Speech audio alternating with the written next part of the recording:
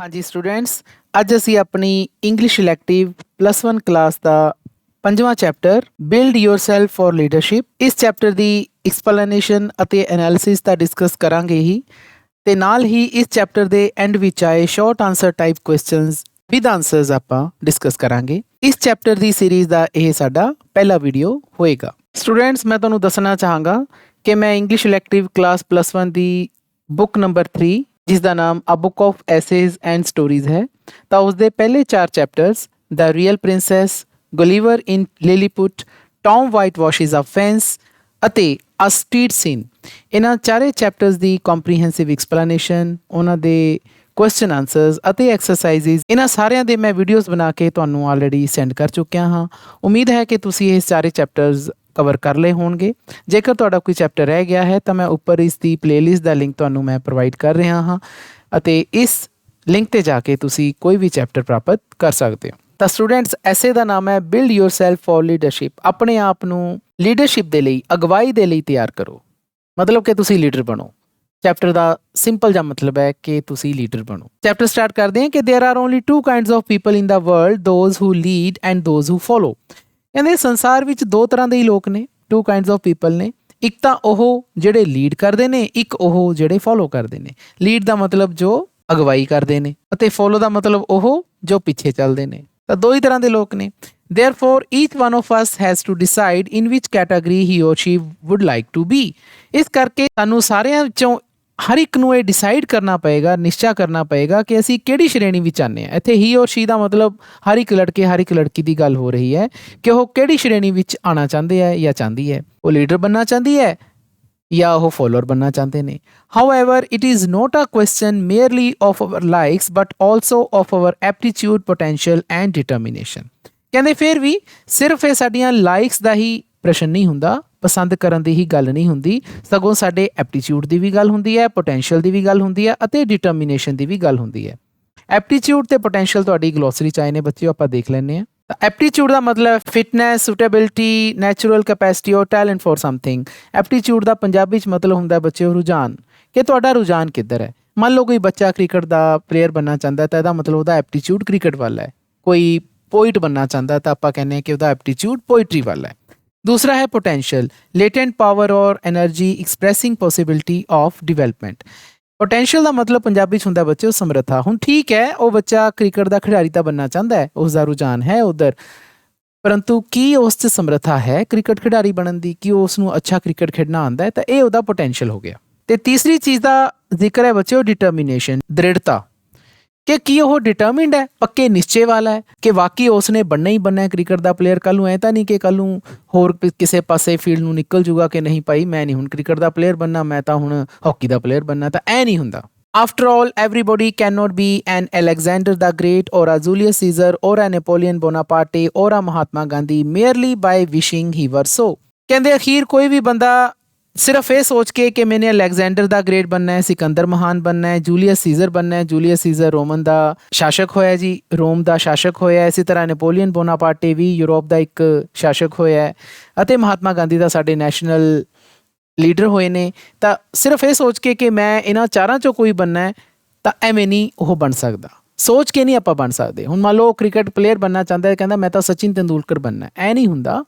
ਉਸ ਨੂੰ ਕੋਸ਼ਿਸ਼ ਕਰਨੀ ਪਊਗੀ। ਉਹਦੇ ਵਿੱਚ ਇਹ 3 ਚੀਜ਼ਾਂ ਹੋਣੀਆਂ ਚਾਹੀਦੀਆਂ ਨੇ, ਐਪਟੀਚਿਊਡ, ਪੋਟੈਂਸ਼ੀਅਲ ਤੇ ਡਿਟਰਮੀਨੇਸ਼ਨ ਹੋਣੀ ਚਾਹੀਦੀ ਹੈ, ਤਾਂ ਉਹ ਬਣੂਗਾ। ਸਿਰਫ ਸੋਚ ਕੇ ਨਹੀਂ ਕੰਮ ਹੁੰਦਾ।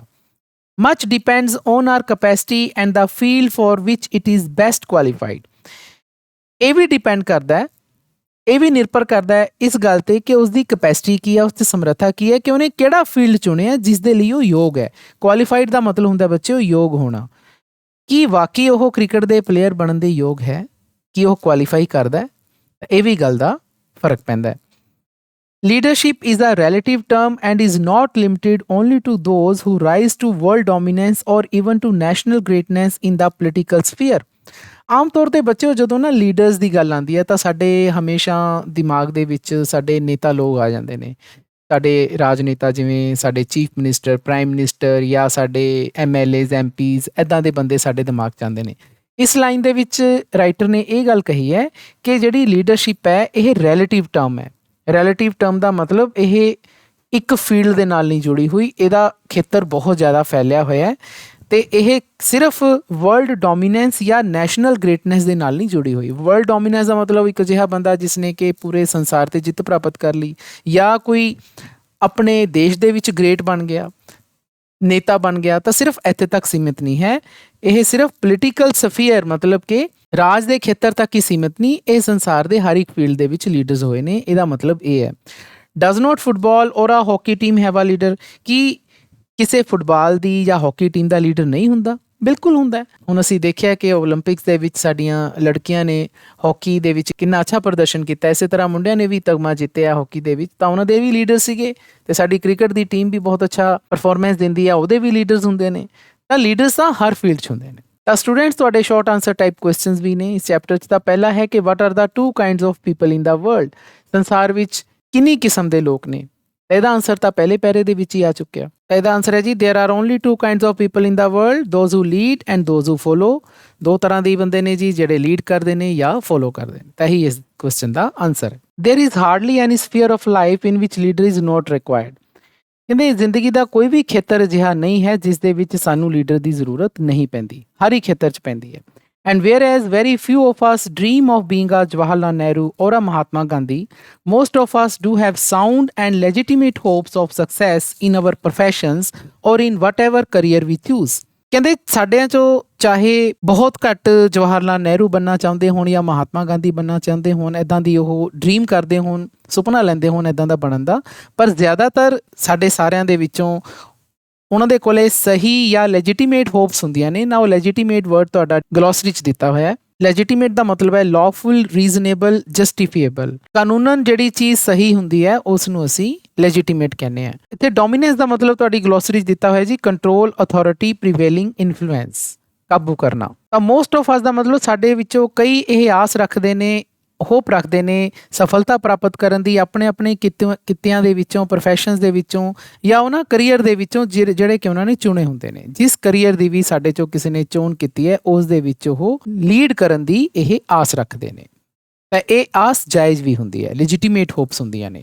ਸੈਕਿੰਡ ਕੁਐਸਚਨ ਸਾਡਾ ਸ਼ਾਰਟ ਆਨਸਰ ਟਾਈਪ ਕੁਐਸਚਨ ਦੇ ਵਿੱਚ ਸ਼ਾਮਲ ਹੈ ਜੀ ਕਿ what qualities are required for leadership? Leadership ਦੇ ਲਈ ਕਿਹੜੀਆਂ ਕੁਆਲਿਟੀਜ਼ ਦਾ ਹੋਣਾ ਜ਼ਰੂਰੀ ਹੈ, ਗੁਣਾਂ ਦਾ ਹੋਣਾ ਜ਼ਰੂਰੀ ਹੈ? ਤਾਂ ਇਸ ਦਾ ਆਨਸਰ ਪਹਿਲੇ ਪੈਰੇ 'ਚ ਹੀ ਆ ਚੁੱਕਿਆ ਬੱਚਿਓ, aptitude, potential and determination. But the trouble is that very few of us are daring enough to risk unpopularity by departing from the herd. ਪਰ ਕਹਿੰਦੇ ਮੁਸ਼ਕਿਲ ਇਹ ਹੈ ਕਿ ਸਾਡੇ ਵਿੱਚੋਂ ਬਹੁਤ ਹੀ ਥੋੜ੍ਹੇ ਨੇ ਜਿਹੜੇ ਇੰਨੇ ਹੌਸਲਾ ਰੱਖਦੇ ਨੇ, ਇੰਨਾ ਹੌਸਲਾ ਰੱਖਦੇ ਨੇ ਕਿ ਉਹ ਸਮਾਜ ਦੇ ਵਿੱਚ ਆਪਣੀ ਜਿਹੜੀ ਪਪੂਲੈਰਿਟੀ ਹੈ, ਜਿਹੜੀ ਉਹਦੀ ਪ੍ਰਸਿੱਧੀ ਹੈ, ਉਸ ਨੂੰ ਖੋਣਾ ਨਹੀਂ ਚਾਹੁੰਦੇ, ਉਹ ਰਿਸਕ 'ਚ ਨਹੀਂ ਪਾਉਣਾ ਚਾਹੁੰਦੇ। ਕਿਉਂ? ਜੇਕਰ ਉਹ ਹਰਡ ਤੋਂ ਡਿਪਾਰਟ ਕਰ ਗਏ ਨਾ, ਉਹ ਹਰਡ ਦਾ ਮਤਲਬ ਇੱਥੇ ਬੱਚਿਓ ਝੁੰਡ ਨੂੰ ਕਿਹਾ ਜਾਂਦਾ ਹੈ, ਤੇ ਡਿਪਾਰਟ ਦਾ ਮਤਲਬ ਹੁੰਦਾ ਵੱਖ ਹੋ ਕੇ ਚੱਲਣਾ। ਹੁਣ ਇੱਥੇ ਹਰਡ ਦਾ ਮਤਲਬ ਕੀ ਹੈ? ਹੁਣ ਸਪੋਜ਼ ਕਰੋ ਸਾਰਿਆਂ ਦੀ ਇੱਕੋ ਰਾਏ ਹੈ, ਸਾਰੇ ਇੱਕੋ ਪਾਸੇ ਨੂੰ ਜਾ ਰਹੇ ਨੇ, ਤਾਂ ਆਪਾਂ ਉਸ ਨੂੰ ਹਰਡ ਕਹਿੰਦੇ ਹਾਂ। ਹੁਣ ਕੋਈ ਬੰਦਾ ਆਪਣੀ ਰਾਏ ਵੱਖਰੀ ਰੱਖਣਾ ਚਾਹੇ ਤਾਂ ਉਹ ਹੋ ਸਕਦਾ ਹੈ ਕਿ ਲੋਕਾਂ ਦੇ ਵਿੱਚ ਪਪੂਲਰ ਨਾ ਰਹੇ। ਇਹ ਲਾਈਨ ਦਾ ਮਤਲਬ ਇਹੀ ਹੈ ਕਿ ਹਰ ਇੱਕ ਬੰਦਾ ਚਾਹੁੰਦਾ ਹੈ ਕਿ ਜਿਵੇਂ ਬਾਕੀ ਆਪਣੀ ਰਾਏ ਰੱਖਦੇ ਨੇ ਆਪਾਂ ਵੀ ਉਵੇਂ ਰੱਖੋ, ਆਪਾਂ ਨੇ ਰਿਸਕ ਕਿਉਂ ਲੈਣਾ? By far the safest and commonest course appear to be follow the leader. ਕਹਿੰਦੇ ਸਭ ਤੋਂ ਸੇਫੈਸਟ ਤੇ ਕਾਮਨੈਸਟ, ਸਭ ਤੋਂ ਸੁਰੱਖਿਅਤ ਤੇ ਸਭ ਤੋਂ ਆਮ ਜਿਹੜੀ ਗੱਲ ਇਹ ਹੈ ਕਿ ਫੋਲੋ ਦਾ ਲੀਡਰ, ਕਿ ਸਾਡਾ ਕੋਈ ਲੀਡਰ ਹੈ ਆਪਾਂ ਨੂੰ ਫੋਲੋ ਕਰੀਏ, ਚਾਹੇ ਉਹ ਲੀਡਰ ਸਾਨੂੰ ਗਲਤ ਪਾਸੇ ਲੈ ਜੇ, ਚਾਹੇ ਉਹ ਸਾਨੂੰ ਸਹੀ ਪਾਸੇ ਲੈ ਜੇ। Among a group of friends, if the most popular member says that A is the best film showing in the town that week, all will readily concur even if another member is convinced that that is not so. ਇਸ line ਦੇ ਵਿੱਚ ਇਹ ਕਿਹਾ ਗਿਆ ਕਿ ਕੁਝ group of friends ਨੇ ਜੀ, ਇੱਕ ਫਰੈਂਡਸ ਦਾ ਗਰੁੱਪ ਹੈ ਤੇ ਉਹਨਾਂ 'ਚੋਂ ਜਿਹੜਾ ਸਭ ਤੋਂ ਪਪੂਲਰ ਮੈਂਬਰ ਹੈ, ਜੋ ਕਿ ਬਹੁਤ ਜ਼ਿਆਦਾ ਪ੍ਰਸਿੱਧ ਹੈ ਗਰੁੱਪ ਦੇ ਵਿੱਚ, ਉਹ ਕਹਿੰਦਾ ਹੈ ਕਿ ਇਹ ਜਿਹੜੀ ਫਿਲਮ ਹੈ ਉਹ ਬੈਸਟ ਫਿਲਮ ਹੈ ਜਿਹੜੀ ਟਾਊਨ ਦੇ ਵਿੱਚ ਲੱਗੀ ਹੋਈ ਹੈ ਇਸ ਹਫਤੇ, ਚਲੋ ਆਪਾਂ ਦੇਖਣ ਚੱਲੀਏ। ਤੇ ਸਾਰੇ ਜਣੇ ਰੈਡਲੀ ਤਿਆਰ ਹੋ ਜਾਂਦੇ ਨੇ। ਕੌਨਕਰ ਦਾ ਮਤਲਬ ਹੁੰਦਾ ਇੱਥੇ ਅਗਰੀ, ਤੁਹਾਡੀ ਗਲੋਸਰੀ 'ਚ ਵੀ ਇਸ ਦਾ ਮਤਲਬ ਲਿਖਿਆ ਹੋਇਆ। ਉਹ ਸਾਰੇ ਤਿਆਰ ਹੋ ਜਾਂਦੇ ਨੇ ਕਿ ਹਾਂ ਬਈ ਆਹ ਬੰਦਾ ਕਹਿ ਰਿਹਾ ਕਿ ਫਿਲਮ ਵਧੀਆ, ਆਪਾਂ ਸਾਰੇ ਆਹੀ ਫਿਲਮ ਦੇਖਣ ਚੱਲੋ। ਹਾਲਾਂਕਿ ਇੱਕ ਮੈਂਬਰ ਇਹ ਕਨਵਿੰਸਡ ਹੈ, ਉਸ ਨੂੰ ਵਿਸ਼ਵਾਸ ਹੈ ਕਿ ਇਸ ਤਰ੍ਹਾਂ ਇਹ ਨਹੀਂ ਹੈ, ਕਿ ਇਹ ਫਿਲਮ ਵਧੀਆ ਨਹੀਂ, ਆਪਾਂ ਨੂੰ ਫਿਲਮ ਦੇਖਣੀ ਨਹੀਂ ਚਾਹੀਦੀ। But he sinks his individuality and thinks it would be safer to go along with the crowd rather than be ridiculed. ਪਰ ਉਹ ਆਪਣੀ ਇਸ ਰਾਏ ਨੂੰ ਦਬਾ ਲੈਂਦਾ। ਕਿਹੜੀ ਰਾਏ ਨੂੰ? ਜਿਹੜੀ ਉਸਨੇ ਉਹਨੂੰ ਕਹਿਣੀ ਚਾਹੀਦੀ ਹੈ ਕਿ ਫਿਲਮ ਇਹ ਵਧੀਆ ਨਹੀਂ, ਕਿਉਂਕਿ ਉਹਨੂੰ ਐਂ ਲੱਗਦਾ ਨਾ ਕਿ ਜਿਹੜਾ ਸਭ ਤੋਂ ਮੋਸਟ ਪਪੂਲਰ ਬੰਦਾ ਉਹ ਤਾਂ ਇਹ ਕਹਿ ਰਿਹਾ ਕਿ ਆਹ ਵਾਲੀ ਫਿਲਮ ਵਧੀਆ ਹੈ, ਬਾਕੀ ਵੀ ਉਹਦੀ ਹਾਂ ਛਾਂ ਮਿਲਾ ਰਹੇ ਨੇ, ਤਾਂ ਮੈਂ ਹੁਣ ਉਹ ਦੂਜੇ ਪਾਸੇ ਕਿਉਂ ਜਾਵਾਂ? ਤਾਂ ਉਹ ਆਪਣੀ ਰਾਏ ਨੂੰ ਦਬਾ ਲੈਂਦਾ ਹੈ ਅਤੇ ਸੋਚਦਾ ਹੈ ਕਿ ਇਹ ਜ਼ਿਆਦਾ ਸੇਫ ਹੈ ਕਿ ਜੇਕਰ ਮੈਂ ਬਾਕੀਆਂ ਦੇ ਨਾਲ ਹੀ ਜਾਵਾਂ, ਆਪਣੀ ਰਾਏ ਨਾ ਰੱਖਾਂ। ਤੇ ਜੇ ਮੈਂ ਐਵੇਂ ਰਾਏ ਰੱਖੀ ਤਾਂ ਹੋ ਸਕਦਾ ਮੈਂ ਰਿਡੀਕਿਊਲਡ ਹੋਵਾਂ। ਰਿਡੀਕਿਊਲ ਦਾ ਮਤਲਬ ਮੇਰਾ ਕਿਤੇ ਮਜ਼ਾਕ ਨਾ ਉਡਾਇਆ ਜਾਏ। ਆਪਣੇ ਮਜ਼ਾਕ ਤੋਂ ਬਚਣ ਦੇ ਲਈ, ਆਪਣੇ ਤੇ ਹੱਸਣ ਤੋਂ ਬਚਣ ਦੇ ਲਈ ਉਹ ਗਲਤ ਰਾਹ ਨੂੰ ਵੀ ਚੁਣ ਲੈਂਦਾ ਹੈ, ਆਪਣੇ ਗਲਤ ਲੀਡਰ ਦੇ ਪਿੱਛੇ ਲੱਗ ਕੇ। ਇੱਥੇ ਬੱਚਿਓ ਕੌਨਕਰ ਸ਼ਬਦ ਆਇਆ ਅਗਰੀ, ਜਿਵੇਂ ਕਿ ਅਸੀਂ ਦੇਖਿਆ ਜਦੋਂ ਸਾਡਾ ਵਿਚਾਰ ਕਿਸੇ ਦੇ ਵਿਚਾਰ ਨਾਲ ਮਿਲੇ ਤਾਂ ਅਸੀਂ ਉਸ ਨੂੰ ਕੌਨਕਰ ਕਹਿੰਦੇ ਹਾਂ। This is precisely where our powers of leadership come in. ਕਹਿੰਦੇ ਬਿਲਕੁਲ ਇਸੇ ਜਗ੍ਹਾ ਤੇ, ਸਹੀ ਜਗ੍ਹਾ ਤੇ ਕੰਮ ਆਉਂਦੀ ਹੈ ਸਾਡੀ ਲੀਡਰਸ਼ਿਪ ਦੀ ਪਾਵਰ। ਅਗਵਾਈ ਦੀ ਜਿਹੜੀ ਸ਼ਕਤੀ ਹੈ ਇਸ ਜਗ੍ਹਾ ਤੇ ਕੰਮ ਆਉਂਦੀ ਹੈ। Do we have the courage to say no when all around us are united in a loud chorus of yes. ਕਹਿੰਦੇ ਕੀ ਸਾਡੇ 'ਚ ਇਹ ਹਿੰਮਤ ਹੈ ਕਿ ਅਸੀਂ ਨੋ ਕਹੀਏ ਜਦੋਂ ਸਾਡੇ ਆਲੇ ਦੁਆਲੇ ਸਾਰੇ ਜਣੇ ਯੂਨਾਈਟ ਹੋਣ, ਇਕੱਠੇ ਹੋਏ ਹੋਣ ਅਤੇ ਇੱਕ ਲਾਊਡ ਕੋਰਸ ਦੇ ਵਿੱਚ, ਇੱਕੋ ਆਵਾਜ਼ ਦੇ ਵਿੱਚ ਉਹ ਯੈਸ ਕਹਿ ਰਹੇ ਹੋਣ। ਕੀ ਅਸੀਂ ਉਸ ਸਮੇਂ ਨੋ ਕਹਿ ਸਕਦੇ ਹਾਂ ਜੇਕਰ ਸਾਨੂੰ ਲੱਗੇ ਗੱਲ ਗਲਤ ਹੋ ਰਹੀ ਹੈ? ਕਿ ਅਸੀਂ ਉਸ ਗਲਤ ਗੱਲ ਨੂੰ ਯੈਸ ਕਰਨ ਦੀ ਬਜਾਏ ਨੋ ਕਰ ਸਕਦੇ ਹਾਂ? ਕੀ ਸਾਡੇ 'ਚ ਇੰਨੀ ਸ਼ਕਤੀ ਹੈ? ਇਬਸਨ ਸੇਜ਼, ਇਬਸਨ ਇੱਕ ਬਹੁਤ ਹੀ ਵੱਡੇ ਸਕਾਲਰ ਹੋਏ ਨੇ ਜੀ, ਉਹ ਕਹਿੰਦੇ ਨੇ the strongest man in the world is he who stands most alone. ਕਹਿੰਦੇ ਦੁਨੀਆ ਦਾ ਸਭ ਤੋਂ ਸ਼ਕਤੀਸ਼ਾਲੀ ਇਨਸਾਨ ਉਹ ਹੈ ਇਸ ਦੁਨੀਆ ਦੇ ਵਿੱਚ ਜੋ ਕਿ ਇਕੱਲਾ ਖੜਦਾ ਹੈ, ਹੂ ਸਟੈਂਡਸ ਮੋਸਟ ਅਲੋਨ, ਪਰ ਉਹ ਸੱਚ ਤੇ ਖੜਦਾ ਹੈ। ਤੇ ਇੱਥੇ ਇੱਕ ਥਰਡ ਕੁਐਸਚਨ ਆਇਆ ਜੀ ਕਿ what is meant by the statement the strongest man in the world is he who stands most alone. ਤਾਂ ਇਸ ਸਟੇਟਮੈਂਟ ਦਾ ਕੀ ਮਤਲਬ ਹੈ? ਦੁਨੀਆ ਦਾ ਸਭ ਤੋਂ ਸ਼ਕਤੀਸ਼ਾਲੀ ਇਨਸਾਨ ਉਹ ਹੈ ਜੋ ਕਿ ਆਪਣੇ ਵਿਚਾਰ ਤੇ ਕਾਇਮ ਰਹਿੰਦਾ ਹੈ, ਚਾਹੇ ਉਹ ਇਕੱਲਾ ਹੀ ਹੋਵੇ। ਤਾਂ ਇਹਦਾ ਆਨਸਰ ਬੱਚਿਓ ਇਸੇ ਪਹਿਰੇ ਛੁਪਿਆ ਹੋਇਆ ਹੈ। ਇੱਥੇ ਆਪਾਂ ਇਸ ਤਰ੍ਹਾਂ ਬਣਾ ਕੇ ਲਿਖ ਸਕਦੇ ਹਾਂ ਕਿ it means that we have the courage to say no when all around us are united in a loud chorus of yes. ਤਾਂ ਇਹ ਇਹਦਾ ਆਨਸਰ ਹੋ ਗਿਆ। ਸਟੂਡੈਂਟਸ, ਮੈਂ +1 ਅਤੇ +2 ਕਲਾਸਿਸ ਦੇ ਜਨਰਲ ਇੰਗਲਿਸ਼ ਅਤੇ ਇਲੈਕਟਿਵ ਇੰਗਲਿਸ਼ ਦੇ ਬਹੁਤ ਸਾਰੇ ਵੀਡੀਓਜ਼ ਬਣਾਏ ਹੋਏ ਹਨ। ਇਹਨਾਂ ਵੀਡੀਓਜ਼ ਨੂੰ ਦੇਖਣ ਦੇ ਲਈ ਤੁਸੀਂ YouTube ਦੀ ਸਰਚ ਬਾਰ 'ਤੇ ਜਾ ਕੇ ਦੀਪਕ ਸੂਦ ਲਵ ਲਰਨਿੰਗ ਟੂ ਲੀਡ ਟਾਈਪ ਕਰੋ। ਰਿਜ਼ਲਟ ਵਿੱਚ ਆਈ ਪਹਿਲੀ ਸਾਈਟ 'ਤੇ ਦੀਪਕ ਸੂਦ 'ਤੇ ਜਾ ਕੇ ਕਲਿੱਕ ਕਰੋ। ਤਾਂ ਇਸ ਤਰ੍ਹਾਂ ਤੁਸੀਂ ਚੈਨਲ 'ਤੇ ਪਹੁੰਚ ਜਾਵੋਗੇ ਜਿੱਥੇ ਤੁਸੀਂ ਵੀਡੀਓਜ਼ ਦਾ ਇੱਕ ਸੈਕਸ਼ਨ ਦੇਖੋਗੇ। ਵੀਡੀਓਜ਼ 'ਤੇ ਕਲਿੱਕ ਕਰੋ, ਤੁਹਾਨੂੰ ਮੇਰੀਆਂ ਬਣਾਈਆਂ ਹੋਈਆਂ ਸਾਰੀਆਂ ਵੀਡੀਓਜ਼ ਤੁਹਾਨੂੰ ਮਿਲ ਜਾਣਗੀਆਂ। ਇਸ ਦੇ ਵਿੱਚ +1 +2 ਦੀਆਂ ਸਾਰੀਆਂ ਕਲਾਸਿਸ ਦੀਆਂ ਜੋ ਮੈਂ ਵੀਡੀਓਜ਼ ਬਣਾਈਆਂ ਹਨ ਉਹ ਸ਼ਾਮਿਲ ਹਨ। ਪਲੇਲਿਸਟ ਵਾਲੇ ਸੈਕਸ਼ਨ 'ਤੇ ਜਾ ਕੇ ਤੁਸੀਂ ਸਾਰੀਆਂ ਪਲੇਲਿਸਟ ਪ੍ਰਾਪਤ ਕਰ ਪਾਓਗੇ, ਜਿਵੇਂ ਕਿ ਕਲਾਸ 12 ਦੀ ਪਲੇਲਿਸਟ ਚੌਥੇ ਨੰਬਰ 'ਤੇ ਹੈ। ਇਸ 'ਤੇ ਤੁਸੀਂ ਜਾ ਕੇ ਜਦੋਂ ਵਿਊ ਫੁੱਲ ਪਲੇਲਿਸਟ ਕਰੋਗੇ ਤਾਂ ਤੁਹਾਨੂੰ ਕਲਾਸ 12 ਦੀਆਂ ਸਾਰੀਆਂ ਵੀਡੀਓਜ਼ ਮਿਲ ਜਾਣਗੀਆਂ। ਇਸੇ ਤਰ੍ਹਾਂ ਤੁਸੀਂ ਬਾਕੀ ਕਲਾਸ 11 ਉਹਨਾਂ ਦੀ ਪਲੇਲਿਸਟ 'ਤੇ ਜਾ ਕੇ ਸਾਰੀਆਂ ਵੀਡੀਓਜ਼ ਪ੍ਰਾਪਤ ਕਰ ਸਕਦੇ ਹੋ। ਅਤੇ ਇਸੇ ਤਰ੍ਹਾਂ ਮੈਂ ਕਲਾਸ 11 ਅਤੇ ਕਲਾਸ 12 ਦੀਆਂ ਗ੍ਰਾਮਰ ਦੀਆਂ ਵੀਡੀਓ ਲਿਸਟ ਬਣਾਈ ਹੋਈ ਹੈ, ਤਾਂ ਉਹ ਸਾਰੀਆਂ ਵੀਡੀਓਜ਼ ਤੁਹਾਨੂੰ ਪ੍ਰਾਪਤ ਹੋ ਜਾਣਗੀਆਂ। ਅਤੇ ਇੱਕ ਪਲੇਲਿਸਟ ਇੰਗਲਿਸ਼ ਇਲੈਕਟਿਵ ਕਲਾਸ 11 ਦੀ ਵੀ ਹੈ ਅਤੇ ਉਸ ਦੇ ਵਿੱਚ ਤੁਹਾਨੂੰ ਸਾਰੀਆਂ ਕਲਾਸ 11 ਦੀਆਂ ਪਲੇਲਿਸਟ ਪ੍ਰਾਪਤ ਹੋ ਜਾਣਗੀਆਂ। ਤਾਂ ਮੈਂ ਤੁਹਾਨੂੰ ਸਾਰਿਆਂ ਨੂੰ ਅਪੀਲ ਕਰਦਾ ਹਾਂ ਕਿ ਇੱਕ ਵਾਰ ਤੁਸੀਂ ਦੀਪਕ ਸੂਦ ਲਵ ਲਰਨਿੰਗ ਟੂ ਲੀਡ ਚੈਨਲ 'ਤੇ ਜ਼ਰੂਰ ਵਿਜ਼ਿਟ ਕਰੋ। ਟਿਮਿਡਿਟੀ ਲੀਡਸ ਅਸ ਇਨਟੂ ਕਮਿਟਿੰਗ ਦਾ ਮੋਸਟ ਅਪੋਲਿੰਗ ਬਲੰਡਰਸ। ਟਿਮਿਡਿਟੀ ਦਾ ਮਤਲਬ ਬੱਚੇ ਹੁੰਦਾ ਡਰਪੋਕਤਾ। ਡਰਪੋਕਤਾ ਕਾਹਦੀ? ਜਦੋਂ ਅਸੀਂ ਮੰਨਦੇ ਨਹੀਂ ਕਿ ਸਹੀ ਸਹੀ ਕੀ ਹੈ ਤੇ ਗਲਤ ਗਲਤ ਕੀ ਹੈ, ਤਾਂ ਆਪਾਂ ਉਸ ਨੂੰ ਟਿਮਿਡਿਟੀ ਕਹਿ ਰਹੇ ਹਾਂ। ਇਸ ਕੰਟੈਕਸਟ ਦੇ ਵਿੱਚ ਕਹਿੰਦੇ ਜਦੋਂ ਇਸ ਤਰ੍ਹਾਂ ਦੀ ਅਸੀਂ ਡਰਪੋਕਤਾ ਸ਼ੋਅ ਕਰਦੇ ਹਾਂ ਤਾਂ ਸਾਡੇ ਤੋਂ ਬਹੁਤ ਹੀ ਭਿਆਨਕ, ਅਪੋਲਿੰਗ ਦਾ ਮਤਲਬ ਹੁੰਦਾ ਬੱਚਿਓ ਭਿਆਨਕ, ਤੇ ਬਲੰਡਰ ਦਾ ਮਤਲਬ ਹੁੰਦਾ ਬੱਚਿਓ ਭਾਰੀ ਗਲਤੀ। ਵੈਸੇ ਮਿਸਟੇਕ ਨੂੰ ਆਪਾਂ ਗਲਤੀ ਕਹਿ ਦਿੰਦੇ ਹਾਂ, ਲੇਕਿਨ ਗਲਤੀ ਐਡੀ ਭਾਰੀ ਹੋਵੇ ਜਿਸ ਦੇ ਨਤੀਜੇ ਬਹੁਤ ਹੀ ਭਿਆਨਕ ਹੋਣ ਤਾਂ ਅਸੀਂ ਉਸ ਨੂੰ ਮਿਸਟੇਕ ਨਹੀਂ ਕਹਿੰਦੇ, ਅਸੀਂ ਉਸ ਨੂੰ ਬਲੰਡਰ ਕਹਿੰਦੇ ਹਾਂ। When somebody in a group is discussing a book and one of the members has not read it, he does not have the courage to confess his ignorance. ਕਹਿੰਦੇ ਜਦੋਂ ਕੋਈ ਕਿਸੇ ਗਰੁੱਪ ਦੇ ਵਿੱਚ ਕੋਈ ਬੁੱਕ ਦੇ ਬਾਰੇ ਡਿਸਕਸ਼ਨ ਹੋ ਰਹੀ ਹੈ, ਉਸ ਦੇ ਬਾਰੇ ਚਰਚਾ ਹੋ ਰਹੀ ਹੈ, ਅਤੇ ਇੱਕ ਮੈਂਬਰ ਜਿਸ ਨੇ ਕਿ ਉਹ ਬੁੱਕ ਪੜ੍ਹੀ ਨਹੀਂ ਹੈ, ਪਰ ਉਸ ਕੋਲੇ ਇੰਨਾ ਇਹ ਹੌਸਲਾ ਨਹੀਂ ਹੁੰਦਾ ਕਿ ਉਹ ਕਨਫੈਸ ਕਰੇ, ਇਹ ਮੰਨੇ ਕਿ ਹਾਂ ਮੈਂ ਬੁੱਕ ਪੜ੍ਹੀ ਨਹੀਂ। ਇਗਨੋਰੈਂਸ ਦਾ ਮਤਲਬ ਅਗਿਆਨਤਾ। ਅਗਿਆਨਤਾ ਕੀ? ਕਿ ਉਸਨੇ ਇਹ ਬੁੱਕ ਨਹੀਂ ਪੜ੍ਹੀ, ਮੈਨੂੰ ਉਸ ਬੁੱਕ ਬਾਰੇ ਗਿਆਨ ਨਹੀਂ ਹੈ, ਪਰ ਉਹ ਇਹ ਗੱਲ ਕਨਫੈਸ ਨਹੀਂ ਕਰਦਾ, ਉਹ ਨਹੀਂ ਮੰਨਦਾ। On the contrary, in the effort to be in, he makes such statements as betray his stupidity and loses all respect. ਉਲਟਾ ਉਹ ਕੀ ਕਰਦਾ ਹੈ? On the contrary ਬੱਚਿਓ ਇੱਕ ਫਰੇਜ਼ ਹੁੰਦਾ ਹੈ ਜਿਸ ਦਾ ਮਤਲਬ ਹੁੰਦਾ ਹੈ ਇਸ ਦੇ ਉਲਟ। ਇਹ ਇਕੱਠਾ ਹੀ ਆਉਂਦਾ ਹੈ ਤੇ on the contrary ਇਕੱਠਾ ਹੀ ਆਉਂਦਾ, ਇਸ ਦਾ ਮਤਲਬ ਹੁੰਦਾ ਇਸ ਦੇ ਉਲਟ। ਇਸ ਦੇ ਉਲਟ ਉਹ ਕੀ ਕਰਦਾ ਹੈ ਕਿ ਇਸ ਕੋਸ਼ਿਸ਼ ਦੇ ਵਿੱਚ ਕਿ ਉਹ ਡਿਸਕਸ਼ਨ ਦੇ ਵਿੱਚ ਇਨ ਰਹੇ। ਇਨ ਦਾ ਮਤਲਬ ਕਿ ਉਹ ਡਿਸਕਸ਼ਨ ਦਾ ਪਾਰਟ ਬਣਿਆ ਰਹੇ, ਉਸ ਚਰਚਾ ਦਾ ਹਿੱਸਾ ਬਣਿਆ ਰਹੇ। ਉਹ ਕੁਛ ਇਹੋ ਜਿਹੀਆਂ ਸਟੇਟਮੈਂਟਸ ਦਿੰਦਾ ਹੈ, ਕੁਛ ਅਜਿਹੇ ਵਿਚਾਰ ਦਿੰਦਾ ਹੈ ਜਿਸ ਨਾਲ ਉਸਦੀ ਸਟੂਪਿਡਿਟੀ ਦਾ ਮਤਲਬ ਮੂਰਖਤਾ, ਕਿ ਉਸਦੀ ਮੂਰਖਤਾ ਸ਼ੋਅ ਹੋ ਜਾਂਦੀ ਹੈ। ਬੀਟਰੇ ਹੀ ਸਟੂਪਿਡਿਟੀ, ਉਸਦੀ ਮੂਰਖਤਾ ਦਾ ਪਤਾ ਲੱਗ ਜਾਂਦਾ ਹੈ ਅਤੇ ਇਸ ਦੇ ਨਾਲ ਫਿਰ ਉਸਦੀ ਜਿੰਨੀ ਰਿਸਪੈਕਟ ਹੁੰਦੀ ਹੈ ਉਹ ਸਾਰੀ ਚਲੀ ਜਾਂਦੀ ਹੈ। ਸਾਰਾ ਆਦਰ ਉਸਦਾ ਜੋ ਦੋਸਤਾਂ 'ਚ ਬਣਿਆ ਹੁੰਦਾ ਹੈ ਉਹ ਖਤਮ ਹੋ ਜਾਂਦਾ ਹੈ। ਤਾਂ ਇੱਥੇ ਕੁਝ ਵਰਡ ਸਾਡੀ ਗਲੋਸਰੀ 'ਚ ਆਏ ਹੈ, ਜਿਵੇਂ ਅਪੋਲਿੰਗ ਆਇਆ, ਮੈਂ ਪਹਿਲਾਂ ਹੀ ਦੱਸਿਆ। ਸ਼ੌਕਿੰਗ, ਹੌਰੀਬਲ, ਭਿਆਨਕ ਨੂੰ ਕਿਹਾ ਜਾਂਦਾ ਹੈ ਜੀ। ਤੇ ਬਲੰਡਰ ਭਾਰੀ ਗਲਤੀ, ਮਿਸਟੇਕ, ਹੌਰਰ, ਇਸ ਨੂੰ ਕਿਹਾ ਜਾਂਦਾ ਹੈ। ਬੀਟਰੇ ਦਾ ਮਤਲਬ ਅਲਾਓ ਔਰ ਬਿਕਮ ਨੋਨ ਈਦਰ ਬਾਈ ਐਕਸੀਡੈਂਟ ਔਰ ਔਨ ਪਰਪਸ, ਸ਼ੋਅ ਕਰਨਾ ਕਿ ਅਸੀਂ ਆਪਣੀ ਸਟੂਪਿਡਿਟੀ ਸ਼ੋਅ ਕਰਤੀ, ਮੂਰਖਤਾ ਸ਼ੋਅ ਕਰਤੀ।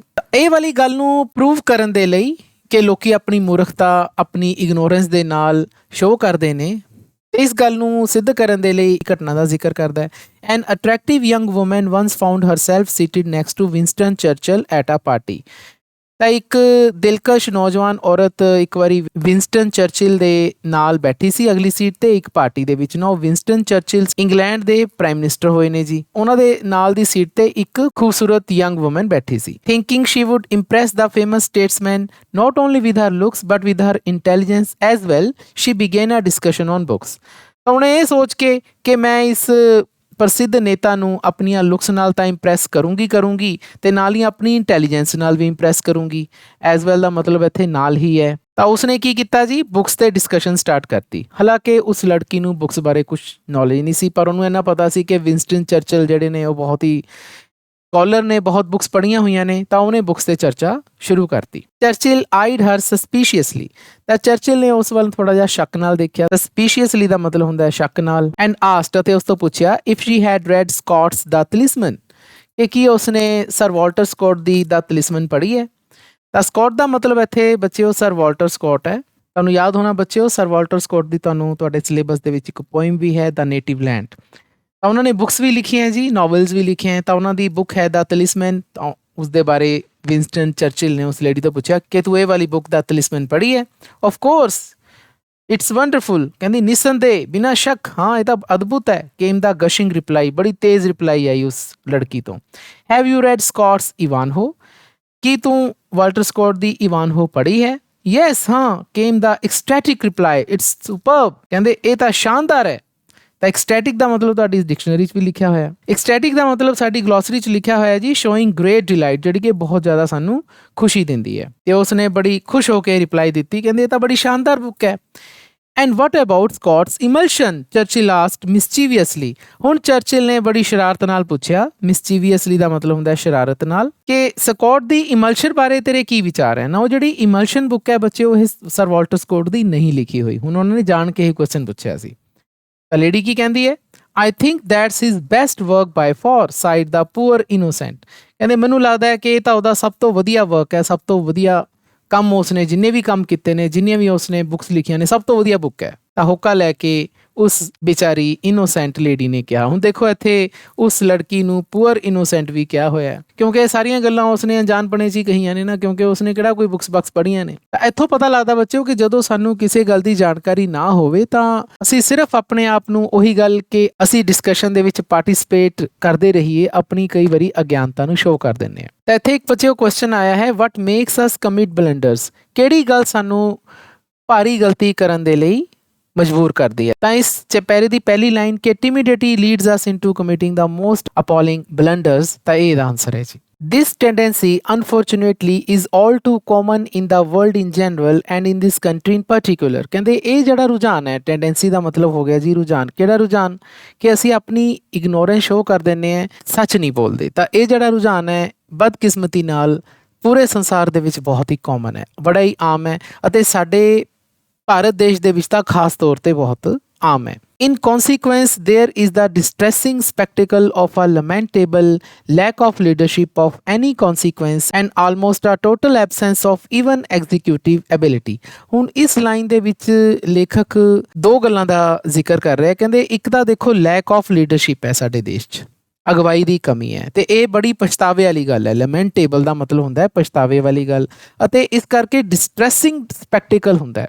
ਨਾਓ ਡਿਸਟਰੈਸਿੰਗ ਦਾ ਮਤਲਬ ਹੁੰਦਾ ਹੈ ਬਹੁਤ ਹੀ ਮਾੜੀ, ਅਤੇ ਸਪੈਕਟੀਕਲ ਸ਼ੋਅ, ਤਾਂ ਮਾੜੀ ਚੀਜ਼ ਦਾ ਸ਼ੋਅ ਆਫ ਹੁੰਦਾ ਹੈ ਸਾਡੇ ਦੇਸ਼ ਦੇ ਵਿੱਚ, ਕਿਉਂਕਿ ਸਾਡੇ ਦੇਸ਼ ਦੇ ਵਿੱਚ ਲੀਡਰਸ਼ਿਪ ਦੀ ਕਮੀ ਹੈ। ਅਤੇ ਇਸ ਦੇ ਕਰਕੇ ਜਦੋਂ ਲੀਡਰਸ਼ਿਪ ਕਿਸੇ ਤਰ੍ਹਾਂ ਦੀ ਹੁੰਦੀ ਨਹੀਂ ਤਾਂ ਟੋਟਲ ਐਬਸੈਂਸ ਹੈ, ਬਿਲਕੁਲ ਅਣਹੋਂਦ ਹੈ ਕਿਸ ਚੀਜ਼ ਦੀ, ਐਗਜ਼ੀਕਿਊਟਿਵ ਐਬਿਲਿਟੀ ਦੀ। ਐਗਜ਼ੀਕਿਊਟਿਵ ਐਬਿਲਿਟੀ ਦਾ ਮਤਲਬ ਹੁੰਦਾ ਹੈ ਕਾਰਜਕਾਰੀ ਯੋਗਤਾ, ਮਤਲਬ ਕੋਈ ਕੰਮ ਕਰਨ ਦੀ ਯੋਗਤਾ। ਬੱਚਿਓ ਜਦੋਂ ਕੋਈ ਅੱਛਾ ਲੀਡਰ ਹੀ ਨਹੀਂ ਹੋਊਗਾ ਤਾਂ ਕੰਮ ਕਿਵੇਂ ਹੋਊਗਾ। ਕੰਮ ਕਰਨ ਦੇ ਲਈ ਤਾਂ ਅੱਛੇ ਲੀਡਰਸ ਦੀ ਜ਼ਰੂਰਤ ਹੈ ਨਾ, ਤਾਂ ਆਹ ਚੀਜ਼ਾਂ ਦੀ ਕਮੀ ਹੈ। ਤਾਂ ਇਹ ਵਰਡ ਸਾਡੀ ਗਲੋਸਰੀ 'ਚ ਵੀ ਆਏ ਨੇ। ਡਿਸਟਰੈਸਿੰਗ ਦਾ ਮਤਲਬ ਕਾਜ਼ਿੰਗ ਗਰੀਫ, ਬਹੁਤ ਹੀ ਦੁੱਖ ਦੇਣ ਵਾਲੀ ਚੀਜ਼। ਸਪੈਕਟੇਕਲ ਇੰਪ੍ਰੈਸਿਵ ਔਰ ਅਨਯੂਜ਼ੁਅਲ ਸਾਈਟ, ਸਪੈਕਟੀਕਲ ਦਾ ਮਤਲਬ ਹੁੰਦਾ ਹੈ ਸ਼ੋ ਹੋਣਾ, ਇੱਕ ਅਜਿਹੀ ਚੀਜ਼ ਜਿਹੜੀ ਆਮ ਤੌਰ ਤੇ ਸਾਨੂੰ ਦਿਖਦੀ ਨਹੀਂ। ਲਮੈਂਟੇਬਲ, ਡੈਪਲੋਰੇਬਲ, ਰੈਚਿਡ, ਰਿਗਰੈਟੇਬਲ, ਇਹਦਾ ਮਤਲਬ ਹੁੰਦਾ ਜੀ ਪਛਤਾਵਾ। All is well known what India needs most today is managerial and executive talent, in other words group leaders। ਕਹਿੰਦੇ ਇਹ ਤਾਂ ਸਭ ਨੂੰ ਪਤਾ ਹੈ ਕਿ ਅੱਜ ਸਾਡੇ ਭਾਰਤ ਦੇਸ਼ ਨੂੰ ਜੋ ਸਭ ਤੋਂ ਜ਼ਿਆਦਾ ਜ਼ਰੂਰਤ ਹੈ ਉਹ ਹੈ ਪ੍ਰਬੰਧ ਕਰਨ ਵਾਲੇ ਅਤੇ ਕੰਮ ਕਰਨ ਵਾਲੇ ਟੈਲੈਂਟ ਦੀ, ਯੋਗਤਾ ਦੀ, ਜਾਂ ਆਪਾਂ ਦੂਜੇ ਸ਼ਬਦਾਂ 'ਚ ਕਹੀਏ ਕਿ ਸਾਨੂੰ ਲੀਡਰਸ ਦੀ ਲੋੜ ਹੈ ਸਾਡੇ ਦੇਸ਼ ਦੇ ਵਿੱਚ। ਤਾਂ ਸਟੂਡੈਂਟਸ ਇੱਕ 6th ਕੁਐਸਚਨ ਆਇਆ ਹੈ ਕਿ what are the reason for the lack of leadership in India, ਕਿ ਸਾਡੇ ਭਾਰਤ ਦੇ ਵਿੱਚ ਅਗਵਾਈ ਦੀ ਕਮੀ ਕਿਉਂ ਹੈ। ਤਾਂ ਇਹਦਾ ਰੀਜ਼ਨ ਆਪਾਂ ਲਿਖ ਸਕਦੇ ਹਾਂ the fear to take decisions is the main reason. ਤਾਂ ਇਹ ਮੁੱਖ ਕਾਰਨ ਹੈ ਜੀ, ਅਸੀਂ ਡਿਸੀਜ਼ਨ ਲੈਣ ਤੋਂ ਡਰਦੇ ਹਾਂ, ਇਸ ਕਰਕੇ ਸਾਡੇ ਅੱਛੇ ਲੀਡਰਸ ਨਹੀਂ ਆਉਂਦੇ। India's present devastating famine in the realm of executive ability stems simply from the fear of taking decisions। ਤਾਂ ਡਿਸੀਜ਼ਨ ਲੈਣ ਦੇ ਡਰ ਤੋਂ ਹੀ ਐਗਜ਼ੀਕਿਊਟਿਵ ਐਬਿਲਿਟੀ ਦੀ ਜਿਹੜੀ ਕਮੀ ਹੋਈ ਹੈ। ਫੈਮਿਨ ਦਾ ਮਤਲਬ ਹੁੰਦਾ ਬੱਚੇ ਉਹ ਕਾਲ ਪੈ ਜਾਣਾ ਕਿਸੇ ਚੀਜ਼ ਦਾ, ਤਾਂ ਕਾਲ ਕਾਹਦਾ ਪੈ ਗਿਆ ਕਿ ਸਾਡੇ ਕੰਮ ਕਰਨ ਵਾਲੇ ਬੰਦੇ ਹੀ ਨਹੀਂ। ਉਹ ਉਸਦਾ ਮੇਨ ਕਾਰਨ ਕੀ ਹੈ ਕਿ ਫੀਅਰ ਆਫ ਟੇਕਿੰਗ ਡਿਸੀਜ਼ਨਸ, ਕਿ ਅਸੀਂ ਡਿਸੀਜ਼ਨ ਲੈਣ ਦੇ ਲਈ ਡਰਦੇ ਹਾਂ, ਫੈਸਲਾ ਲੈਣ ਦੇ ਲਈ ਡਰਦੇ ਹਾਂ। ਅਤੇ ਜਦੋਂ ਕੋਈ ਬੰਦਾ ਬੱਚਾ ਉਹ ਫੈਸਲਾ ਹੀ ਨਹੀਂ ਲੈ ਪਾਊਗਾ ਤਾਂ ਫਿਰ ਉਹ ਲੀਡਰ ਕਾਹਦਾ ਬਣੂਗਾ। And get the ability to make a spot decision is what differentiates the executive or leader from the clerk. ਹੁਣ ਮੌਕੇ 'ਤੇ ਜਿਹੜਾ ਬੰਦਾ ਫੈਸਲਾ ਲੈ ਲੈਂਦਾ, ability to make a spot decision, spot decision ਦਾ ਮਤਲਬ ਹੁੰਦਾ ਮੌਕੇ ਦਾ ਫੈਸਲਾ। ਤਾਂ ਮੌਕੇ ਦਾ ਫੈਸਲਾ ਜਿਹੜਾ ਬੰਦਾ ਲੈ ਲੈਂਦਾ ਹੈ ਉਹੀ ਫਰਕ ਪਾਉਂਦਾ ਹੈ ਇੱਕ ਐਗਜ਼ੀਕਿਊਟਿਵ ਜਾਂ ਲੀਡਰ ਨੂੰ ਇੱਕ ਕਲਰਕ ਤੋਂ। ਹੁਣ ਕਲਰਕ ਨੇ ਤਾਂ ਆਪਣੇ ਬੌਸ ਦਾ ਕਹਿਣਾ ਮੰਨਣਾ ਹੁੰਦਾ, ਉਸਨੇ ਜਿਹੜਾ ਕੰਮ ਉਸਦੇ ਬੌਸ ਨੇ ਕਿਹਾ ਉਸਨੇ ਕਰਨਾ ਹੈ, ਪਰ ਉਸ ਕੰਮ ਕਰਨ ਦੇ ਲਈ ਡਿਸੀਜ਼ਨ ਤਾਂ ਐਗਜ਼ੀਕਿਊਟਿਵ ਨੇ ਲੈਣਾ ਨਾ, ਉਹ ਤਾਂ ਉਹਦੇ ਕਾਰਜਕਾਰੀ ਬੌਸ ਨੇ ਲੈਣਾ, ਉਹ ਤਾਂ ਲੀਡਰ ਨੇ ਲੈਣਾ। ਇਹੀ ਫਰਕ ਹੈ ਇੱਕ ਕਲਰਕ ਤੇ ਲੀਡਰ ਦੇ ਵਿੱਚ। ਇਨ ਐਨ ਆਰਟੀਕਲ ਇਨ ਵੀਕਲੀ ਸਕਾਟਸਮੈਨ ਸ਼ੀਲਾ ਕਲਾਊਡ ਸੇਜ਼, ਇੱਕ ਸ਼ੀਲਾ ਕਲਾਊਡ ਹੋਏ ਆ ਜੀ, ਜਰਨਲਿਸਟ ਹੋਏ ਆ, ਤਾਂ ਉਹਨਾਂ ਨੇ ਇੱਕ ਆਰਟੀਕਲ ਲਿਖਿਆ ਜੀ ਵੀਕਲੀ ਸਕਾਟਸਮੈਨ ਦੇ ਵਿੱਚ, ਇਹ ਇੱਕ ਮੈਗਜ਼ੀਨ ਦਾ ਨਾਮ ਹੈ। ਉਹਨਾਂ ਨੇ ਕੀ ਕਿਹਾ, working for a vast industrial concern as I do, one gets a chance to observe tycoons at close quarters and they probably all have one thing in common, the ability to make the decision, stand by it and not blame anyone else but themselves if anything goes wrong। ਤਾਂ ਉਹਨਾਂ ਨੇ ਕੀ ਕਿਹਾ, ਕਹਿੰਦੇ ਕਿਉਂਕਿ ਮੈਂ ਇੱਕ ਬਹੁਤ ਵੱਡੇ ਇੰਡਸਟਰੀਅਲ ਏਰੀਆ ਦੇ ਵਿੱਚ ਰਹੀ ਹਾਂ, ਉੱਥੇ ਮੈਨੇ ਕੰਮ ਕੀਤਾ ਹੈ। ਇੰਡਸਟਰੀਅਲ ਮਤਲਬ ਉਦਯੋਗਿਕ ਖੇਤਰ ਦੇ ਵਿੱਚ ਉਹਨਾਂ ਨੇ ਕੰਮ ਕੀਤਾ ਹੈ ਐਜ਼ ਆਈ ਡੂ। ਤਾਂ ਮੈਨੂੰ ਕਈ ਵਾਰੀ ਚਾਂਸ ਮਿਲਿਆ ਕਿ ਮੈਨੇ ਟਾਈਕੂਨਸ ਨੂੰ ਨੇੜੇ ਹੋ ਕੇ ਦੇਖਿਆ। ਟਾਈਕੂਨਸ ਦਾ ਮਤਲਬ ਹੁੰਦਾ ਜੀ ਵੱਡੇ ਬਿਜ਼ਨਸਮੈਨ। ਤੁਹਾਡੀ ਗਲੋਸਰੀ ਦੇ ਵਿੱਚ ਵੀ ਲਿਖਿਆ ਹੋਇਆ ਜੀ ਪਾਵਰਫੁਲ ਬਿਜ਼ਨਸਮੈਨ, ਅਜਿਹਾ ਬਿਜ਼ਨਸਮੈਨ ਜਿਹੜਾ ਕਿ ਬਹੁਤ ਹੀ ਸਮਰੱਥਾ ਰੱਖਦਾ ਹੋਵੇ, ਬਹੁਤ ਹੀ ਸ਼ਕਤੀ ਰੱਖਦਾ ਹੋਵੇ, ਕਾਫੀ ਵੱਡਾ ਉਹਦਾ ਵਪਾਰ ਫੈਲਿਆ ਹੋਵੇ, ਅਸੀਂ ਉਸ ਨੂੰ ਟਾਈਕੂਨ ਕਹਿੰਦੇ ਹਾਂ। ਕਹਿੰਦੇ ਮੈਂ ਉਹਨਾਂ ਨੂੰ ਨੇੜੇ ਦੀ ਹੋ ਕੇ ਦੇਖਿਆ ਅਤੇ ਮੈਨੂੰ ਸ਼ਾਇਦ ਉਹਨਾਂ ਸਾਰਿਆਂ ਦੇ ਵਿੱਚ ਇੱਕ ਚੀਜ਼ ਕਾਮਨ ਲੱਗੀ। ਮੈਂ ਜਿੰਨੇ ਵੀ ਟਾਈਕੂਨਸ ਨੂੰ ਮਿਲੀ, ਵੱਡੇ ਵੱਡੇ ਬਿਜ਼ਨਸਮੈਨਾਂ ਨੂੰ ਮਿਲੀ ਅਤੇ ਉਹਨਾਂ ਨੂੰ ਨੇੜੇ ਹੋ ਕੇ ਦੇਖਿਆ ਤਾਂ ਮੈਨੂੰ ਇੱਕ ਚੀਜ਼ ਕਾਮਨ ਲੱਗੀ ਉਹਨਾਂ 'ਚ, the ability to make the decision, ਕਿ ਉਹ ਡਿਸੀਜ਼ਨ ਲੈ ਪਾਉਂਦੇ ਸੀ। ਉਹਨਾਂ 'ਚ ਡਿਸੀਜ਼ਨ ਲੈਣ ਦੀ क्षमता ਸੀ, ਸਮਰੱਥਾ ਸੀ, ਅਤੇ ਫਿਰ ਉਹ ਉਸ ਡਿਸੀਜ਼ਨ ਦੇ ਉਹ ਨਾਲ ਖੜਦੇ ਸੀ। ਸਟੈਂਡ ਬਾਈ ਇਟ ਦਾ ਮਤਲਬ ਕਿ ਉਸ ਡਿਸੀਜ਼ਨ 'ਤੇ ਕਾਇਮ ਰਹਿਣਾ, ਅਤੇ ਫਿਰ ਕਿਸੇ ਨੂੰ ਬਲੇਮ ਨਹੀਂ ਸੀ ਕਰਦੇ, ਸਿਰਫ ਆਪਣੇ ਆਪ ਨੂੰ ਹੀ ਬਲੇਮ ਕਰਦੇ ਸੀ ਜੇਕਰ ਉਹ ਡਿਸੀਜ਼ਨ ਗਲਤ ਹੋ ਜਾਂਦਾ ਸੀ, ਗੋਜ਼ ਰੋਂਗ। ਕਹਿਣ ਦਾ ਮਤਲਬ ਇਹ ਹੋਇਆ ਕੋਈ ਵੀ ਬੰਦਾ ਸਕਸੈਸਫੁਲ ਲੀਡਰ ਉਦੋਂ ਬਣਦਾ ਹੈ ਜਦੋਂ ਉਹ ਡਿਸੀਜ਼ਨ ਲੈਂਦਾ ਹੈ ਤੇ ਉਸ ਡਿਸੀਜ਼ਨ ਨੂੰ ਲੈ ਕੇ ਉਸ 'ਤੇ ਕਾਇਮ ਰਹਿੰਦਾ ਹੈ ਅਤੇ ਫਿਰ ਉਸ ਦੇ ਨਤੀਜੇ ਵੀ ਖੁਦ ਭੁਗਤਦਾ ਹੈ ਕਿਉਂਕਿ ਉਸਨੇ ਉਹ ਡਿਸੀਜ਼ਨ ਆਪ ਲਿਆ ਸੀ। ਹੁਣ ਉਹ ਨਾਲ ਹੀ ਕੁਐਸਚਨ ਕਰਦੀ ਹੈ ਕਿ ਵਟ ਮੇਕਸ ਅ ਟਾਈਕੂਨ ਟਿਕ, ਕਹਿੰਦੇ ਟਾਈਕੂਨ ਕੰਮ ਕਿਵੇਂ ਕਰਦਾ ਨਾ। ਇੱਥੇ ਟਿਕ ਜਿਹੜਾ ਵਰਡ ਹੈ ਇਹ ਤੁਹਾਡੀ ਗਲੋਸਰੀ 'ਚ ਵੀ ਹੈ। ਤਾਂ ਟਿਕ ਦਾ ਮਤਲਬ ਹੈ ਫੰਕਸ਼ਨ ਔਰ ਐਕਟ ਔਰ ਵਰਕ, ਕੰਮ ਕਰਨਾ। ਤਾਂ ਇੱਥੇ ਕੁਐਸਚਨ ਇਹੀ ਹੈ ਕਿ ਇੱਕ ਟਾਈਕੂਨ ਜਾਂ ਇੱਕ ਵੱਡਾ ਬਿਜ਼ਨਸਮੈਨ ਕੰਮ ਕਿਵੇਂ ਕਰਦਾ ਹੈ। The three important things which stood out in my mind are amazing energy, the kind that can go 24 hours without sleep, the ability to make a decision instantly, and above all else, the attention to detail। ਕਹਿੰਦੇ ਤਿੰਨ ਮਹੱਤਵਪੂਰਨ ਚੀਜ਼ਾਂ ਜਿਹੜੀਆਂ ਮੇਰੇ ਸਾਹਮਣੇ ਜਾਂ ਮੇਰੇ mind 'ਚ ਆਉਂਦੀਆਂ ਨੇ, ਜਿਸ ਦੇ ਕਰਕੇ ਇਹ ਜਿਹੜੇ ਵੱਡੇ ਬਿਜ਼ਨਸਮੈਨ ਸਕਸੈਸਫੁਲ ਹੋਏ ਨੇ ਜਾਂ ਕੰਮ ਕਰ ਪਾਉਂਦੇ ਨੇ, ਤਾਂ ਉਹ ਤਿੰਨ ਚੀਜ਼ਾਂ ਜਿਹੜੀ ਮੇਰੇ ਮਾਈਂਡ 'ਚ ਆਈਆਂ ਨੇ। ਉਹਨਾਂ 'ਚੋਂ ਇੱਕ ਤਾਂ ਹੈ ਕਿ ਉਹਨਾਂ ਦੀ ਅਮੇਜ਼ਿੰਗ ਐਨਰਜੀ ਹੈ, ਕਿ ਉਹਨਾਂ ਦੇ ਅੰਦਰ ਬਹੁਤ ਜ਼ਿਆਦਾ ਐਨਰਜੀ ਹੈ, ਊਰਜਾ ਹੈ। ਇੰਨੀ ਐਨਰਜੀ ਹੈ ਕਿ ਉਹ 24 ਘੰਟੇ ਬਿਨਾਂ ਸੋਏ ਕੰਮ ਕਰ ਸਕਦੇ ਨੇ, 24 ਆਵਰਸ ਵਿਦਾਊਟ ਅ ਸਲੀਪ, ਇੰਨੀ ਐਨਰਜੀ ਹੈ ਉਹਨਾਂ 'ਚ। ਦੂਸਰੀ ਕਿ ਉਹ ability to make a decision instantly. Instantly ਦਾ ਮਤਲਬ ਹੁੰਦਾ ਉਸੇ ਸਮੇਂ, ਕਿ ਉਸੇ ਸਮੇਂ ਡਿਸੀਜ਼ਨ ਲੈਂਦੇ ਨੇ। ਇਹ ਨਹੀਂ ਕਿ ਕੱਲ੍ਹ ਲੈ ਲਈਏ ਪਰਸੋਂ ਲੈ ਲਈਏ ਡਿਸੀਜ਼ਨ, ਫੈਸਲਾ ਕੱਲ੍ਹ 'ਤੇ ਛੱਡਤਾ ਪਰਸੋਂ, ਨੋ, ਉਸੇ ਸਮੇਂ ਡਿਸੀਜ਼ਨ ਲੈਂਦੇ ਨੇ। ਤੀਸਰੀ ਅਤੇ ਸਭ ਤੋਂ ਉੱਪਰ ਜਿਹੜੀ ਉਹਨਾਂ ਦੀ quality C, the attention to detail, ਕਿ ਉਹ ਡਿਟੇਲ ਦੇ ਵਿੱਚ ਚੀਜ਼ ਨੂੰ ਧਿਆਨ ਨਾਲ ਦੇਖਦੇ ਨੇ। ਕਿਸੇ ਵੀ ਚੀਜ਼ ਨੂੰ ਗਹਿਰਾਈ ਨਾਲ ਦੇਖਦੇ ਨੇ ਤੇ ਇਹ ਤਿੰਨ ਚੀਜ਼ਾਂ ਕਿਸੇ ਵੀ ਟਾਈਕੂਨ ਨੂੰ ਕੰਮ ਕਰਨ ਦੇ ਵਿੱਚ ਸਫਲ ਬਣਾਉਂਦੀਆਂ ਨੇ। ਤਾਂ ਬੱਚਿਓ 7th ਕੁਐਸਚਨ ਵੀ ਇਹਦੇ ਨਾਲ ਹੀ ਰਿਲੇਟਡ ਹੈ ਕਿ ਵਟ ਮੇਕਸ ਅ ਟਾਈਕੂਨ ਫੰਕਸ਼ਨ ਸਕਸੈਸਫੁਲੀ, ਕਿ ਟਾਈਕੂਨ ਕੰਮ ਸਫਲਤਾਪੂਰਵਕ ਕਿਵੇਂ ਕਰ ਪਾਉਂਦਾ ਹੈ, ਇੱਕ ਵੱਡਾ ਬਿਜ਼ਨਸਮੈਨ ਕਿਵੇਂ ਸਫਲਤਾਪੂਰਵਕ ਕੰਮ ਕਰ ਪਾਉਂਦਾ ਹੈ। ਤਾਂ ਇਹੀ ਆਨਸਰ ਹੈ ਜੀ, ਦਾ 3 ਇੰਪੋਰਟੈਂਟ ਥਿੰਗਸ। ਇਹ ਤੁਸੀਂ ਇੱਥੋਂ ਕੱਢ ਸਕਦੇ ਹੋ, ਇੱਥੋਂ ਕਰ ਸਕਦੇ ਹੋ, ਆਹ ਲਾਈਨ ਤੁਸੀਂ ਇੰਨੀ ਕੱਢ ਸਕਦੇ ਹੋ। The 3 important things are amazing energy ਤੋਂ ਲੈ ਕੇ ਡੀਟੇਲ ਤੱਕ ਇਹਦਾ ਆਨਸਰ ਹੋ ਜਾਏਗਾ। Remember that when your advice is asked you must not say what you know to be popular but wrong. ਕਹਿੰਦੇ ਜਦੋਂ ਵੀ ਤੁਹਾਡੀ ਸਲਾਹ ਮੰਗੀ ਜਾਂਦੀ ਹੈ, ਵੈਨਐਵਰ ਤੁਹਾਡੀ ਐਡਵਾਈਸ ਮੰਗੀ ਜਾਂਦੀ ਹੈ ਤੁਹਾਡੇ ਫਰੈਂਡ ਵੱਲੋਂ, ਤਾਂ ਤੁਹਾਨੂੰ ਉਹ ਚੀਜ਼ ਨਹੀਂ ਕਹਿਣੀ ਚਾਹੀਦੀ ਜਿਸ ਨਾਲ ਤੁਸੀਂ ਪਪੂਲਰ ਤਾਂ ਹੋ ਜਾਓ ਪਰ ਤੁਸੀਂ ਹੋਵੋ ਗਲਤ, ਬਟ ਰੋਂਗ। ਇਹਦਾ ਮਤਲਬ ਤੁਸੀਂ ਸਹੀ ਚੀਜ਼ ਬੋਲੋ, ਗਲਤ ਚੀਜ਼ ਬੋਲ ਕੇ ਪਪੂਲਰ ਹੋਣ ਦੀ ਕੋਸ਼ਿਸ਼ ਨਾ ਕਰੋ। ਤੇ ਇਹਦਾ ਵੀ ਡਰ ਛੱਡ ਦਿਓ ਕਿ ਤੁਸੀਂ ਸਹੀ ਚੀਜ਼ ਬੋਲ ਕੇ ਅਨਪਪੂਲਰ ਹੋ ਜਾਓਗੇ, ਜਿਵੇਂ ਕਿ ਆਪਾਂ ਪਹਿਲਾਂ ਪੜ੍ਹਿਆ ਸੀ। You must say what you think is right, ਬਹੁਤ ਇੰਪੋਰਟੈਂਟ ਗੱਲ ਕਹੀ ਹੈ। ਕਹਿੰਦੇ ਤੁਹਾਨੂੰ ਉਹ ਗੱਲ ਕਹਿਣੀ ਚਾਹੀਦੀ ਹੈ ਜੋ ਸਹੀ ਹੈ, what is right, provided of course you are dead sure. ਹਾਂ, ਇਹ ਗੱਲ ਤਾਂ ਹੋਣੀ ਚਾਹੀਦੀ ਹੈ ਕਿ ਤੁਸੀਂ ਡੈਡ ਸ਼ਿਓਰ ਹੋਵੋ, ਵੀ ਜਿਹੜੀ ਤੁਸੀਂ ਸਲਾਹ ਦੇ ਰਹੇ ਹੋ ਉਹਦੇ ਬਾਰੇ ਤੁਸੀਂ ਡੈਡ ਸ਼ਿਓਰ, ਪੂਰੇ ਪੱਕੇ ਹੋਵੋ ਕਿ ਹਾਂ ਇਹ ਸਹੀ ਹੈ। ਈਵਨ ਦੋ ਯੂ ਮੇ ਕੋਟ ਮੋਮੈਂਟਰੀ ਅਨਪਲੀਜ਼ੈਂਟਨੈਸ। ਹਾਂ, ਇਹਦੇ ਨਾਲ ਥੋੜ੍ਹੇ ਸਮੇਂ ਦੇ ਲਈ, ਮੋਮੈਂਟਰੀ ਦਾ ਮਤਲਬ ਹੁੰਦਾ ਜੀ ਬੱਚਿਓ ਥੋੜ੍ਹੇ ਪਲਾਂ ਲਈ ਤੁਸੀਂ ਔਖੇ ਹੋਵੋ। ਅਨਪਲੇਜ਼ੈਂਟਨੈਸ ਦਾ ਮਤਲਬ ਹੁੰਦਾ ਹੈ ਕਿ ਤੁਸੀਂ ਥੋੜ੍ਹੇ ਸਮੇਂ ਲਈ ਔਖੇ ਹੋਵੋ, ਕਿਉਂਕਿ ਹੋ ਸਕਦਾ ਹੈ ਕਿ ਤੁਹਾਡੀ ਸਲਾਹ ਤੁਹਾਡੇ ਦੋਸਤ ਨੂੰ ਚੰਗੀ ਨਾ ਲੱਗੇ, ਉਹ ਤੁਹਾਡੇ ਨਾਲ ਗੁੱਸਾ ਗਿਲਾ ਕਰੇ, ਤਾਂ ਥੋੜ੍ਹੇ ਸਮੇਂ ਲਈ ਤੁਹਾਨੂੰ ਅਸੁਵਿਧਾ ਹੋ ਸਕਦੀ ਹੈ। That momentary unpleasantness will assuredly be transformed into deep and lasting respect for you once you have been proved right। ਪਰ ਜਦੋਂ ਤੁਸੀਂ ਇੱਕ ਵਾਰੀ ਰਾਈਟ ਪ੍ਰੂਵ ਹੋ ਗਏ, ਤੁਸੀਂ ਸਹੀ ਸਾਬਤ ਹੋ ਗਏ, ਤਾਂ ਫਿਰ ਉਹ ਜਿਹੜੀ ਥੋੜ੍ਹੇ ਸਮੇਂ ਦੇ ਲਈ ਅਸੁਵਿਧਾ ਹੋਈ ਹੈ, ਅਨਪਲੇਜ਼ੈਂਟਨੈਸ ਹੋਈ ਹੈ, ਤਾਂ ਉਹ ਬਦਲ ਜਾਵੇਗੀ ਡੀਪ ਐਂਡ ਲਾਸਟਿੰਗ ਰਿਸਪੈਕਟ, ਇੱਕ ਹਮੇਸ਼ਾ ਆਦਰ ਸਤਿਕਾਰ ਦੇ ਵਿੱਚ ਉਹ ਬਦਲ ਜਾਵੇਗੀ। ਮਤਲਬ ਕਿ ਥੋੜ੍ਹੇ ਸਮੇਂ ਲਈ ਅਸੁਵਿਧਾ ਜ਼ਰੂਰ ਹੋਈ ਤੁਹਾਨੂੰ ਕਿਉਂਕਿ ਤੁਸੀਂ ਸਹੀ ਗੱਲ ਕੀਤੀ, ਪਰ ਜਦੋਂ ਤੁਹਾਡੇ ਦੋਸਤ ਨੂੰ ਪਤਾ ਲੱਗੂ ਕਿ ਮੇਰੇ ਦੋਸਤ ਨੇ ਤਾਂ ਮੈਨੂੰ ਸਹੀ ਸਲਾਹ ਦਿੱਤੀ ਸੀ, ਮੈਂ ਨਹੀਂ ਮੰਨੀ, ਤਾਂ ਤੁਹਾਡੇ ਪ੍ਰਤੀ ਤੁਹਾਡੇ ਦੋਸਤ ਦੇ ਮਨ ਦੇ ਵਿੱਚ ਇੱਕ ਡੀਪ ਐਂਡ ਲਾਸਟਿੰਗ ਰਿਸਪੈਕਟ ਪੂਰੀ ਜ਼ਿੰਦਗੀ ਲਈ ਬਣ ਜਾਊਗੀ, ਹਮੇਸ਼ਾ ਤੁਹਾਡਾ ਆਦਰ ਸਤਿਕਾਰ ਕਰੂਗਾ। ਤਾਂ ਇੱਕ ਹੋਰ ਕੁਐਸਚਨ ਬੜਾ ਇੰਪੋਰਟੈਂਟ ਹੈ ਜੀ ਕਿ what should you say when your advice is asked. ਤੁਹਾਨੂੰ ਕੀ ਕਹਿਣਾ ਚਾਹੀਦਾ ਜਦੋਂ ਤੁਹਾਡੀ ਸਲਾਹ ਮੰਗੀ ਜਾਵੇ? ਤਾਂ ਇਹਦਾ ਆਨਸਰ ਇਹ ਹੈ ਜੀ ਕਿ you must say what you think is right. ਬਸ ਕਿ ਤੁਹਾਨੂੰ ਉਹ ਕਹਿਣਾ ਚਾਹੀਦਾ ਹੈ ਜੋ ਤੁਸੀਂ ਸੋਚੋ ਕਿ ਸਹੀ ਹੈ। ਸਹੀ ਗੱਲ ਕਹੋ ਜੀ, ਸਲਾਹ ਦੇ ਵਿੱਚ ਗਲਤ ਕਦੇ ਨਾ ਕਹੋ। There is no point in going along with the herd in the belief that that policy ensures happiness and contentment।